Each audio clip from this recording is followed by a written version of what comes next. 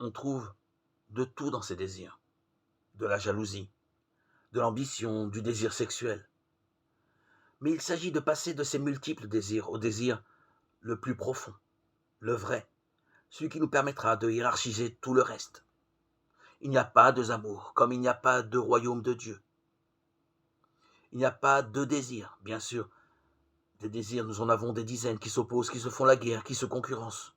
Mais nous n'en avons qu'un véritable, et c'est celui-là que nous devons suivre. Accompagner une vocation, ce n'est pas se demander ce que Dieu veut pour la personne. C'est l'aider à se demander ce qu'elle veut au fond d'elle-même, ce qu'elle veut réellement. Parce qu'en réalité, c'est la même chose. Nous n'avons pas de meilleur indicateur de la volonté de Dieu que l'écoute attentive du vrai désir qu'il a mis en nous et que personne ne connaît sinon nous-mêmes. Nous nous méfions de nous-mêmes et nous avons souvent raison de le faire. Alors méfions-nous de nous-mêmes tant que nous voudrons, mais faisons confiance à Dieu. Il sait ce qu'il fait, lui. Il ne nous a pas créés distraitement, un peu trop vite, sans faire attention. Faisons confiance à l'acte créateur. Discernons notre vocation.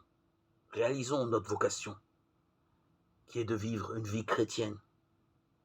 Apprenons à nous libérer du poids de nos fantaisies, de nos envies du moment, de nos toccades, pour nous concentrer sur notre désir, le plus vrai, celui qui nous constitue et nous fait avancer, celui qui nous appelle vers le bien, celui auquel le Christ faisait allusion quand il nous a dit à nous aussi, quand tu étais sous le figuier, je t'ai vu.